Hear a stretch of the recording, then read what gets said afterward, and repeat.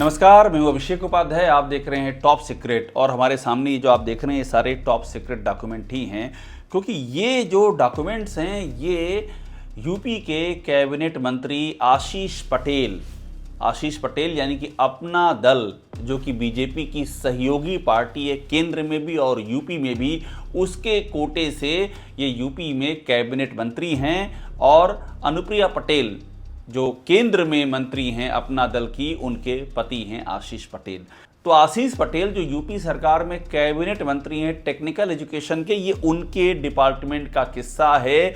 और इस किस्से से सवाल उठ गया है आरक्षण का एक बार फिर से, कि क्या एक बार फिर से योगी सरकार के तहत एक बहुत ही महत्वपूर्ण मंत्रालय में, टेक्निकल एजुकेशन मिनिस्ट्री में आरक्षण के नियमों की धज्जियां उड़ा दी गई हैं। ये सवाल उठ गया है कि क्या आरक्षण के नियमों को ताक पर रख दिया गया। और ये वो आशीष पटेल, ये उनकी अगुवाई वाले मंत्रालय में हुआ है जो कि लगातार उल्टा योगी सरकार से सवाल पूछते हैं कि यहां पर रिजर्वेशन नहीं दिया जा रहा है ठीक से।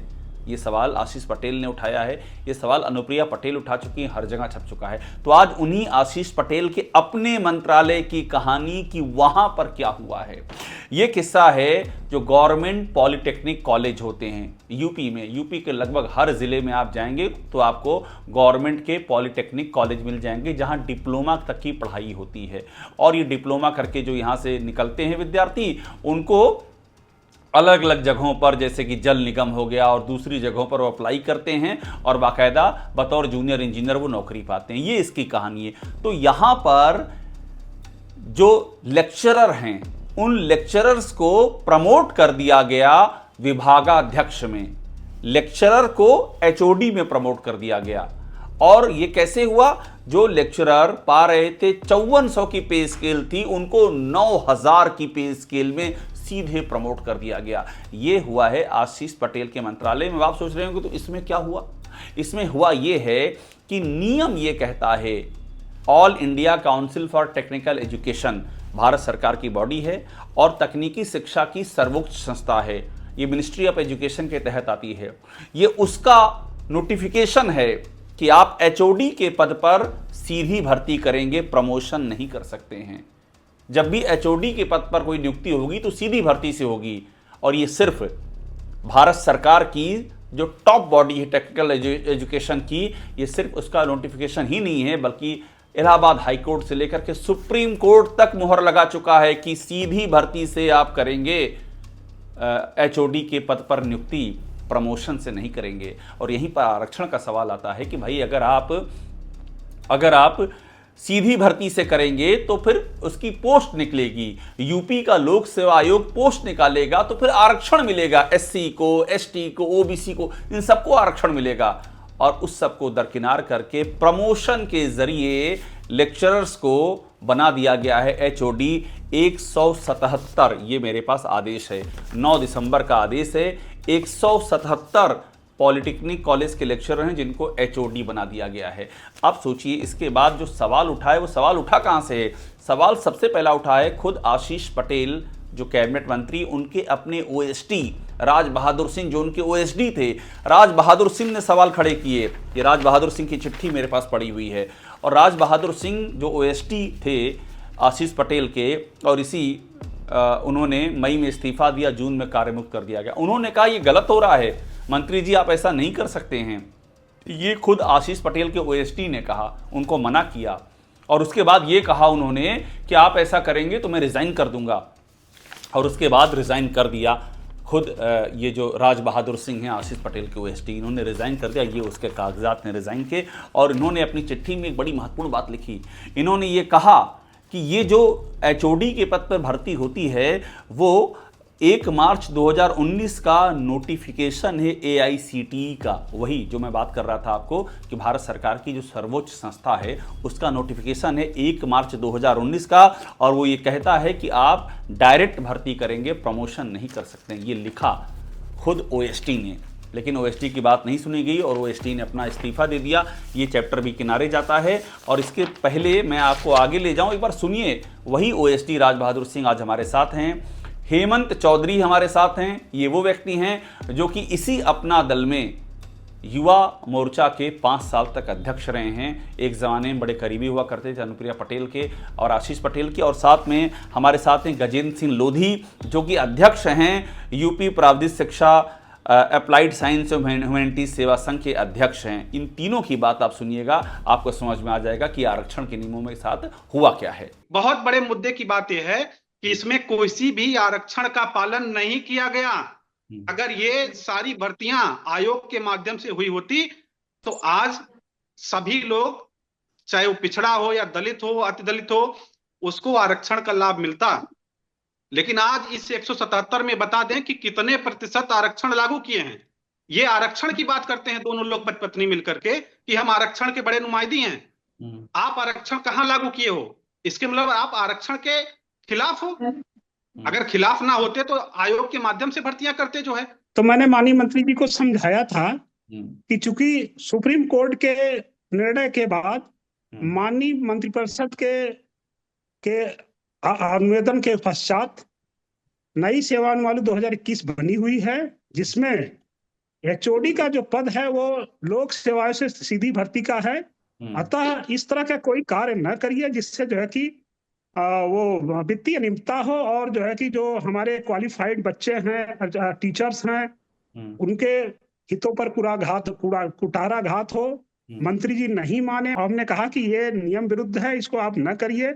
अगर आप करते हैं तो आप मुझको हमारे अपने पद से हटा दीजिए। मैं इस वित्तीय अनियमितता और इस गलत कार्य में जो है कि आपका सहयोग नहीं कर सकता। वर्तमान सेवा जो नियमावली है एआईसीटी की नियमावली, उसमें ये 100% 100% लिखा हुआ है पेज नंबर 3 पे कि 100% सीधी भर्ती का पद है। और निश्चित रूप से जब लोक सेवा आयोग से एडवर्टाइजमेंट निकलता तो आरक्षण वाइज पद निकलते कि इस कैटेगरी के, जनरल कैटेगरी के इतने हैं, ओबीसी के इतने हैं, एससी के इतने हैं। लेकिन अब फिलहाल जब हमारे अयोग्य प्रवक्ताओं को, इंटरनल प्रवक्ताओं को प्रोन्नत कर दिया गया तो उसमें तो आरक्षण की कोई व्यवस्था है नहीं। तो आपने ये पूरी कहानी सुनी कि किस तरह से आरक्षण के नियमों की अवहेलना हो गई है यूपी गवर्नमेंट में। अब इस पर हमने आशीष पटेल से बात की है, क्योंकि फर्ज तो ये है ना कि पत्रकारिता का धर्म है कि आप सबसे बात कीजिए। तो आशीष पटेल से भी हमने बात की और पूछा कि ये क्या हुआ है। उनका वर्जन भी आपको बताएंगे, लेकिन आप एक और चिट्ठी देखिए। ये मीनाक्षी सिंह हैं, ये बीजेपी की विधायक हैं, बीजेपी में खुर्जा से विधायक हैं, और इन्होंने इसी मुद्दे पर चिट्ठी लिखी है मुख्यमंत्री को। और इन्होंने इस चिट्ठी में लिखती हैं कि ये जो हुआ है इससे 50 करोड़ प्रतिवर्ष की वित्तीय अनियमितता होगी, यानी कि हर साल 50 करोड़ का घोटाला होगा। ये जो हुआ है, ये चिट्ठी लिखी है मीनाक्षी सिंह ने। और यही चिट्ठी लिखी है कि विभागाध्यक्ष की सीधी भर्ती के पदों पर अयोग्य विभागीय शिक्षकों को पदोन्नत किया जा रहा है। ये बीजेपी की विधायक ने, और 50 करोड़ के घोटाले का, पर ईयर के घोटाले का यह आरोप लगाया है मीनाक्षी सिंह ने। ये चिट्ठी हो गई। अब ये मुद्दा जो है, ये मुद्दा तो गया फिर केंद्र तक, क्योंकि मामला बड़ा है तो केंद्र तक गया। और केंद्र तक इसलिए गया क्योंकि जो गवर्न करती है इसकी सेवा शर्तें, वो तो केंद्र सरकार की बॉडी है, all India council for technical education. तो जब ये शिकायत गई शिक्षा मंत्रालय को, भारत सरकार के शिक्षा, एक और कागज़ आप देखिए, तो शिक्षा मंत्रालय ने बाकायदा लिखा इसी एआईसीटीई को, और लिख कर के ये कहा कि इस पत्र पर कार्रवाई करें। ये भी चिट्ठी है, यानी कि भारत सरकार के भी संज्ञान में है। अब जब ये पूरा मामला हुआ है तो एक सवाल ये भी है, मैं आशीष पटेल का वर्जन भी दूंगा क्योंकि उसको जानना बहुत ज़रूरी है कि वो क्या कह रहे हैं। लेकिन उसके पहले आप एक बार और सुनिए, ये जो तीनों हमारे साथ में मौजूद हैं, हेमंत चौधरी, राज बहादुर सिंह जो खुद ओएसडी रहे आशीष पटेल के, और इसके पहले अनुप्रिया पटेल के एपीएस रहे हैं, क्लोजली काम किया है, और अभी भी राज बहादुर सिंह और गजेंद्र सिंह लोधी, अभी भी ये लोग अपने अपने पदों पर हैं। ये दोनों ही लोग इसी पॉलिटेक्निक जो कॉलेज हैं उसमें अभी भी अपने पदों पर, सरकारी पदों पर काम कर रहे हैं। इन लोगों ने वजह बताई कि ये क्यों हुआ है, जरा वजह सुनिए। 5400 मतलब पे ग्रेड का मतलब हो गया कि उसकी तनख्वाह सब मिला जुला के लगभग 1 लाख रुपए आएगी। अब इसको उठा के 9000 पे करने का मतलब हो गया सैलरी 2 लाख प्लस हो गई, 2 लाख, 2.25 लाख के आसपास हो गई। एक व्यक्ति जिसकी तनख्वाह आज 1 लाख रुपए है और कल उसको अचानक 2.25 लाख रुपए, मतलब 120-30% की वृद्धि हो गई वेतन में, और वो सीधे एचओडी बन गया। तो भैया ऐसे तो मंत्री जी बनाए नहीं होंगे, हाँ, कि ऐसे जो शकल देख के 177 लोग बहुत अच्छे लग रहे थे उनको बना दिए। जाहिर सी बात है इसमें पैसे का बड़ा लेन देन हुआ। मैंने लिख कर दिया, फिर मैंने 15 चिट्ठियां लिखी हैं।